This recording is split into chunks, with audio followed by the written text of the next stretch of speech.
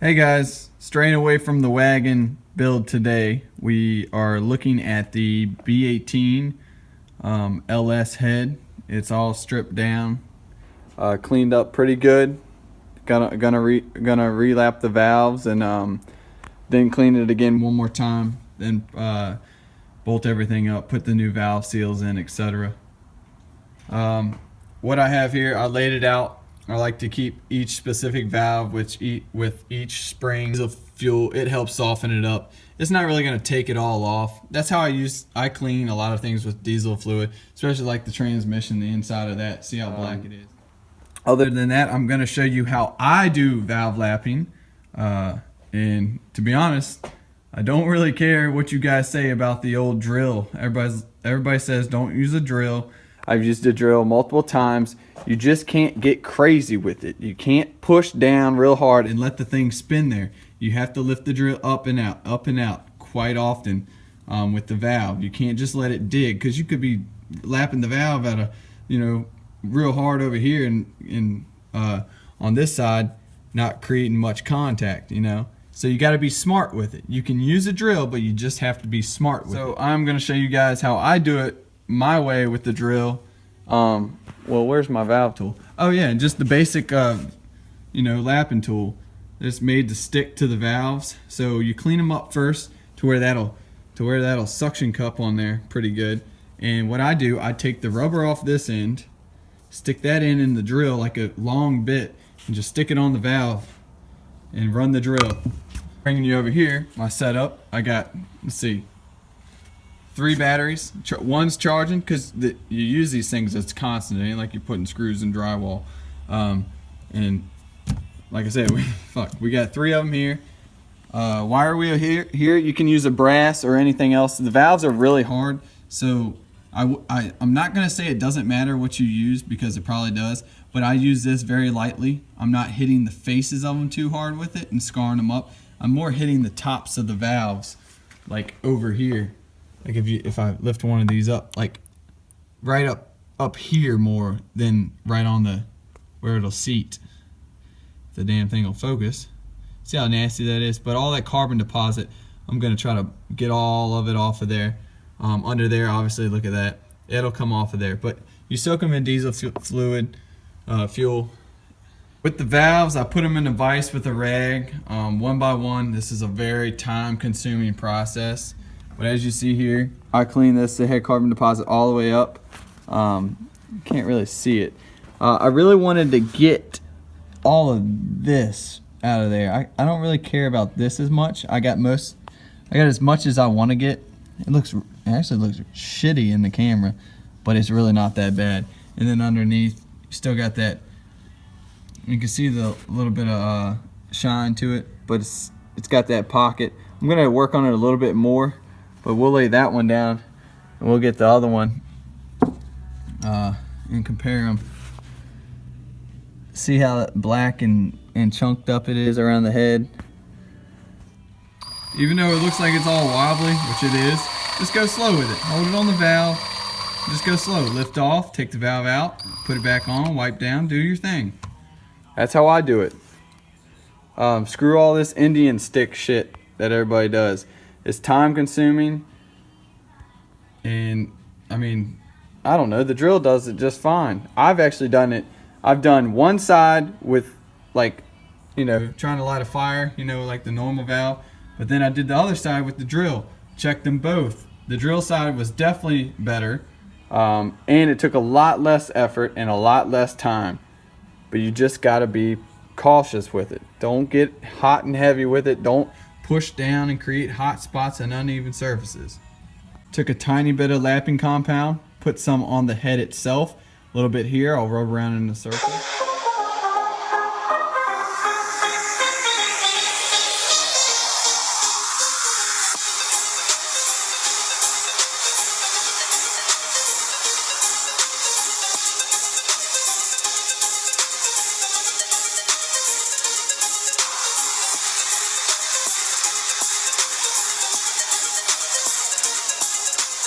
Well, this would be called the seat right here. Valve. It looks good. See, I put rubbing compound or valve grinding compound on there.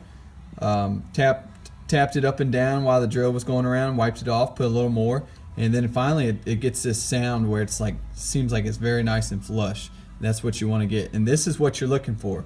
If you got little dots here and there or pitting's bad. You can go with it if you don't care, if you're just trying to get the car back on the road, but I'd replace the valve if there's pitting in it. Other than that, like, you want this nice smooth shiny surface, and then you know it's pretty well seated. There's not going to be not much getting by that. The exhaust side is definitely worse than the intake side always. That's really nice and shiny over there. The intake sides look great, by the way. These are the ones I'm always worried about, just carbon buildup, obviously. What I'll do to test the seats of them, I will put Marvel Mystery Oil in each side. So this is the intake side. I'll put Marvel Mystery Oil in each one of these, try to make it as even as possible. Then watch to see if I get any leakage around the valves here. Usually a valve lap, just a basic valve lap, it'll take 30 minutes to an hour for it to even start leaking, and that's good. But if it leaks right away, you need to do something about it. Another thing is that Mystery Oil, while it's down there, it actually cleans out really well in these chambers, which is another plus to using that stuff. After that, rinse it down, wash it really well again. The head all cleaned up, sprayed a shit ton of carb cleaner on it, blew it out really well, and more carb cleaner and blew it out again. Valves are just sitting there soaking. That ain't gonna hurt them. I put them in there to line them up, make sure I don't get them out of order anyways. Got my valve seals. I'll be pressing these in. I use Felpro. If it's not OEM, I use Felpro every time on every gasket. I don't care what it is. Felpro is just my trusted brand. I've never had a problem with them. Make your comments, but I've used them for the last 10, 15 years. This is how I install my valve seals. You guys probably do it a different way. I take a 10 millimeter with an extension. I get close. I get right over that little coil, that little silver spring in there. Kind of twist the 10 millimeter on top. Just tap them down. Until you hear that, it gets louder. It means they're flush. Other than that, just be gentle with it. Don't break that little silver ring off right there. The 10 millimeter does a good job of going right around it. So what I'm doing now, I'm gonna put the valves, the relap valves, through the valve seals. I do this by putting a little bit of oil on the end. It don't matter how much, just put some oil on the end. Find your hole, obviously. Get down there. I don't ram them through. I spin them a little bit and push at the same time, and boom, and the valve seals stay in. Pretty soon here we're gonna put the springs and retainers on, and the head will be complete minus the like studs I need to put in here because some of them are broken and shit. But other than that, we're getting there. All right, another quick tool review. This is made by OTC. This is a valve spring removal tool. It's awesome. It's probably the best bang for the buck when it comes to head work. Basically, stick the bottom side. First, you got to get it adjusted right. Where in the fuck did the valve go? Oh, anyways, get it adjusted right. Put it right down on there. Make sure it's on the lower side of the valve and the top seat, and press down, and bam, she's on there. Now all you got to do is put your keepers in there. Here are your little keepers, and take a magnet and slowly let it up. You can actually, the best part about it, they don't fly everywhere because you can undo it. You can unscrew this slowly but surely, and they'll seat right away. Another thing I've learned over the years that on the tool bench, it just doesn't fly when you're putting these little keepers in because you're at an angle and you're working against yourself. I've always used a tire. You can always get under it fine, and on top it's practically flat, it's flush. That's a little trick for you guys if you want to do this. It's easier this way. It really is. Put it in a vise all you want, clamp down on it, do your thing. But I've found this is easy. You can wiggle it around if you need to. You can move it easily. I mean, that's all I gotta say. And then these keepers, I mean, they'll fall right in there, and you just wiggle around, and don't worry about them falling, you know, way down here or out there. Sitting flush in there, well, almost. Then I'll get them down in there and I'll let it up. Should take This should take me 15, 20 minutes to do all of these. All right, got the B18 head together with all the keepers, springs, and retainers. Everything's looking good on it. Like I said, I just need a couple more things to finish it. It's early January, so it's cold as shit here in Virginia. There's a black dude. This is T, guys. Say hi, T. What's up? T, tell him what you drive. What have you driven? Too many vehicles? He's got a fucking junkyard at his house. That's all I got. Something like that. He had a 4-door cord slammed, minor mods. There's a hatch. What's the new car you just got? Nissan Sentra. Nissan Sentra. Good on gas. And he has a Jeep. We plan on messing with the Jeep soon, lifting it, playing around with it. Hopefully soon. Update on the D15 all stock motor. I'm cleaning the block up some more. I'm going to give it a couple more rinses. Take the bearings out, clean all those really well, and then install the pistons and rings. I'm not doing this today because I'm waiting on my rings still. I did get the seal, however. Timekin, however you want to say them. I got both seals, and from reading, and also my boss and a lot of other people from experience have had this problem, and this goes with hydraulic cylinders too. They tell me that they put JB Weld in them and fine sanded them down, and it created a perfect seal.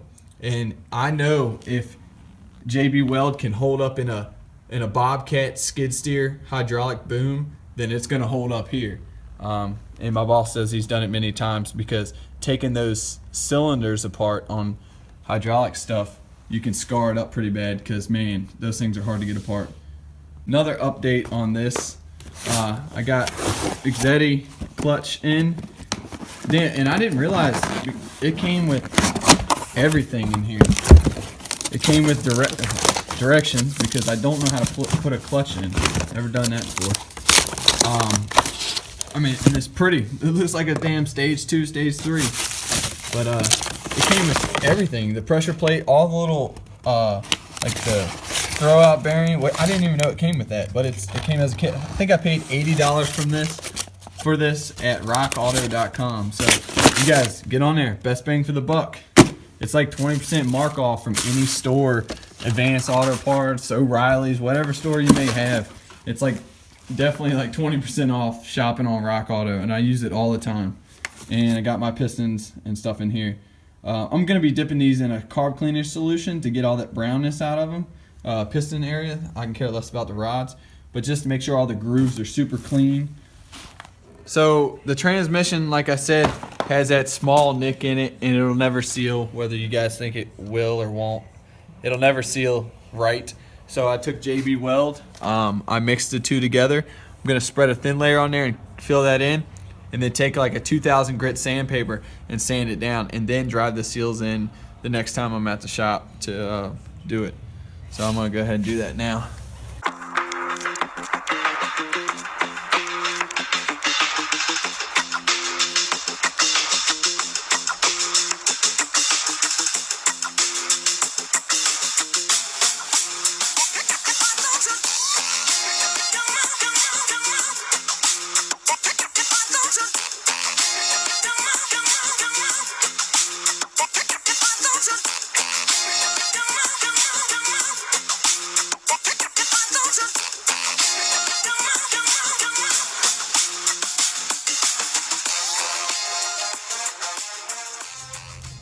Like I said, I might wet sand it, take 2000 grit sandpaper and have at it. Nothing thicker than that. But what do you think, T? Yeah. Yeah. I think we'll be all right with that.